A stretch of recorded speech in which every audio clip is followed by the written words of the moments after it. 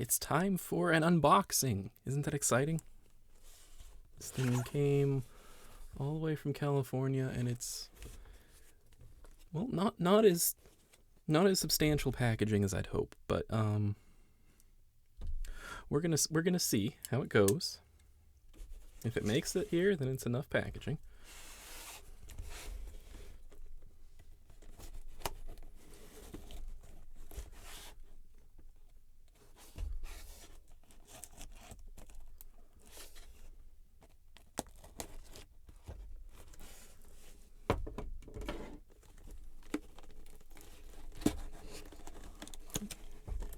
Forgot that side.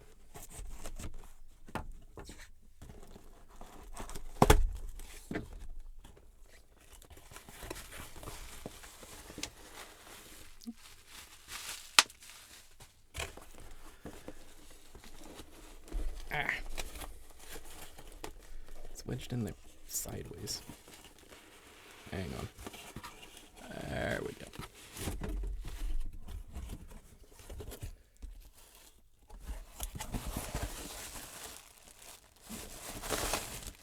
Yeah, looks like that's it. Ooh, how exciting.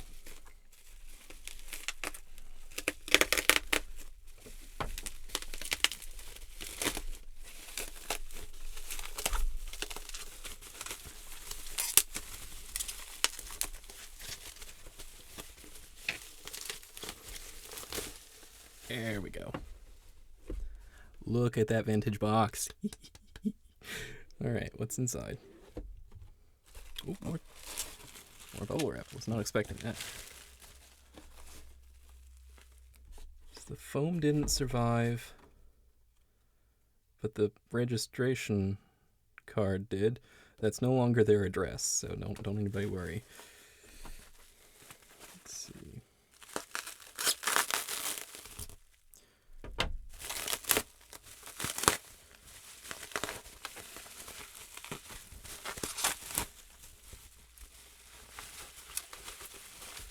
So we must reveal the prize.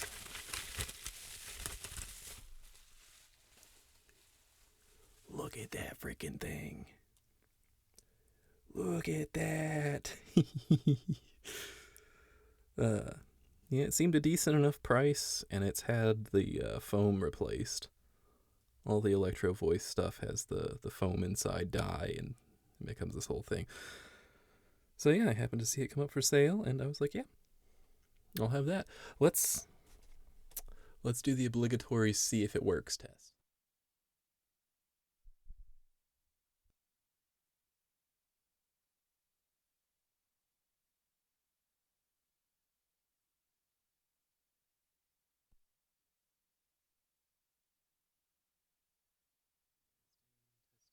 Testing. Anybody there?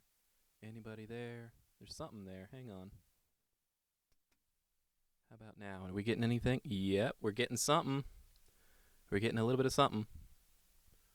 Let me give it a little more of the first. There we go. More of the first gain stage, and it comes through okay. It sounds really, really freaking bright.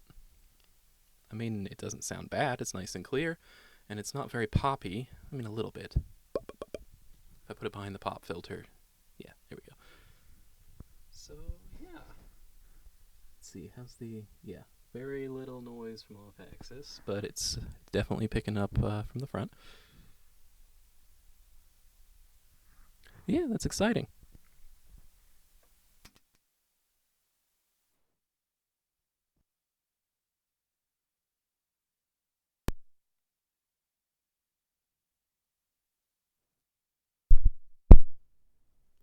Let's see, there we go. That's back to the normal recording rig. So, interesting things about this. Well, I picked it up because I was searching for a used RE20. I think it might have like a similar or identical capsule inside, because I do believe this grill here is functional. And let's see, the wackiest thing, I actually printed up the, what is this, user's manual? I don't know. But if you look over here, where is it?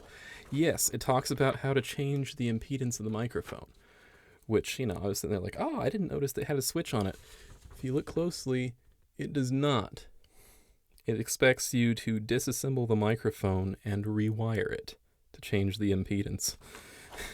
It's got the little wiring diagram here, and you would basically change those two wires around, having one being floating around and one being connected to pin 2. I've never seen anything like that before. Part of me is curious what setting it's on right now. But yeah, this thing is so freaking cool looking. Like, that's...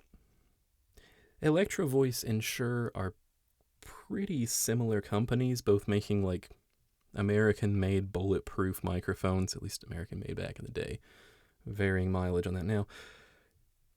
And for some reason, Shure never really got my heart going. This I love, I think, because even though it's clearly designed to be kind of pretty, you can see the nice polishing and everything, it's still quite ugly, and I really like that. It looks military issue, which Electro-Voice and Shure, that's how both of them found their own, is making military issue stuff in World War II. So I like that sort of like keeping the aesthetic alive a little bit there. That is wild. Well, shall we check which way it's set up? Would that be exciting? No? Am I doing it anyway? Yes? Be right back. I was about to be like, hey, let's get the warranty out of there. But A, it's from the 1980s.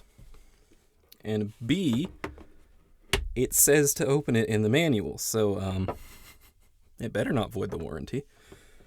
So let's see. Will that do? I think it will. Yes.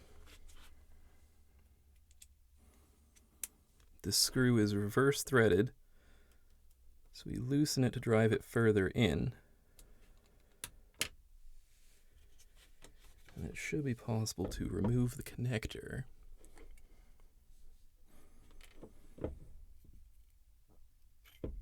There we go. Let's see, I see the red wire tucked down in there. Let's see, this has the black wire enabled.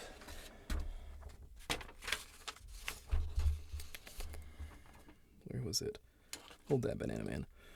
Let's see, black wire, this is in the like stock high impedance mode. I don't really understand the impedance because it looks like if you put it on the low impedance mode, it's like not using a transformer. Like, what? Oh, okay. But on high impedance mode, it appears to be taking like the signal from one side of the transformer and the other side of the transformer and putting them on the connector. That's bizarre, but hey. I actually reasonably trust these people to know what they're doing. Okay, so for some reason, we now do righty-tighty, and that should come back up. Yeah. That ain't moving. Let's play with this thing some more. I'm curious.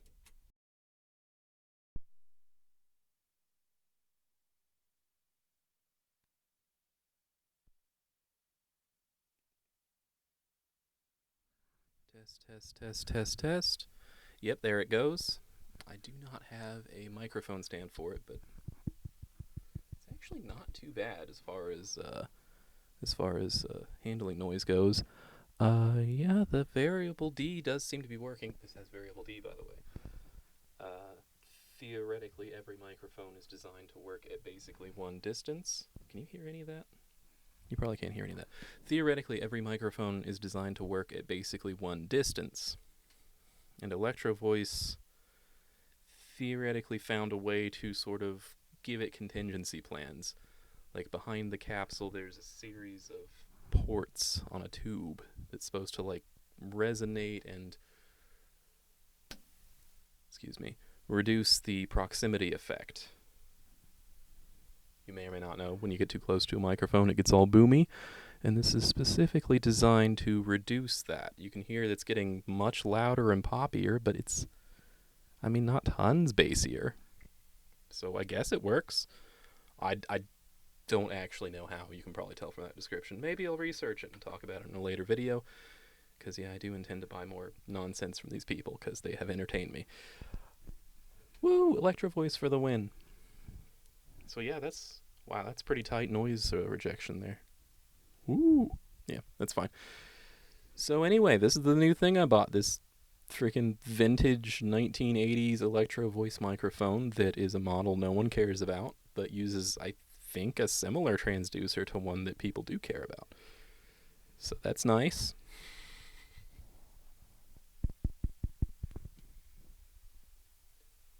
Look at that. Can you see it? It says made in USA. Those were the days, huh? I think the modern, like, higher end stuff is still made in USA. Like the RE20 I'm looking for. If I get a new one, it's still going to be made in USA. So that's exciting.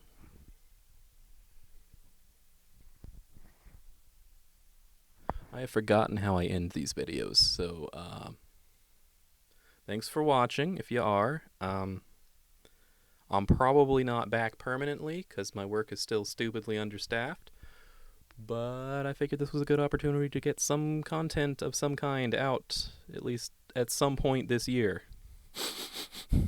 I'm trying. Look, you have a nice evening. Consider liking and subscribing. I'll start making content more regularly at some point. Good night.